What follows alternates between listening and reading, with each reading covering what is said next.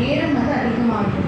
ஜீரணம் ஆகிறதுக்கான நேரம் அதிகமாக இல்லை, ஒரு குடல்லையே அது வந்து ரொம்ப நேரம் தங்கி இருக்கு. ரொம்ப நேரம் தங்கி இருக்கு அப்படின்னா அந்த நீர் வந்து குடலில் உறிஞ்சப்பட்டு அங்கே இருக்கிற மலம் வந்து கடினமாகிடும். ஸோ ஹார்டாக அப்படின்னா அப்பயுமே உங்களுக்கு அது வெளியிடுறது சிரமப்படும். அதனாலே உங்களுக்கு மலச்சிக்கல் வந்து ஏற்படும். அண்ட் தேநீர், காஃபி, டீ நம்ம குடிக்கிறோம் இல்லைங்களா, நிறைய பேருக்கு காலையில் எழுந்திரிச்சு காஃபி டீ குடித்தாதான் வந்து ரெஸ்ட் ரூம் போவாங்க. அந்த மாதிரிங்கிற பழக்கம்லாம் நிறைய பேர் இருந்துச்சு.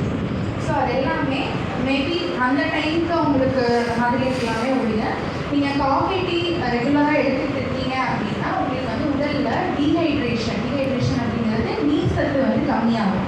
டீஹைட்ரேஷன் நடத்துறதுல நம்ம முன்னாடியே சொன்ன மாதிரி மலச்சிக்கல் வந்து ஏற்படும். டீஹைட்ரேஷன் அண்ட் அதிக மாவு சத்து உள்ள உணவுகள் எடுத்துக்கிறதுமே நம்மளோட அந்த குடல் பாக்டீரியாவோட கெட்ட பாக்டீரியாவோட அளவை ஜாஸ்திப்படுத்தி நல்ல பாக்டீரியாவோட அளவை வந்து கம்மி பண்ணும்.